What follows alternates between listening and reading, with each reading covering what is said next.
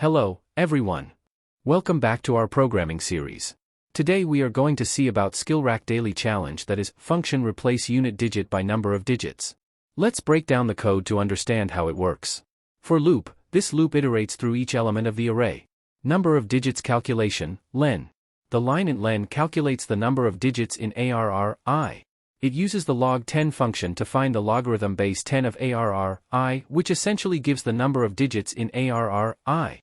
Ensures that the result is an integer representing the count of digits. The ternary operator handles the special case when ARR, I, is 0, as log10, 0, is undefined.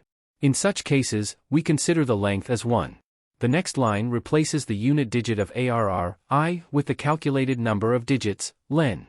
Clears the unit digit by integer division and then multiplies by 10, effectively removing the unit digit. Adding len at the end appends the calculated number of digits to the modified number. I hope you found this explanation helpful. Don't forget to like, share, and subscribe for more programming content. Thanks for watching.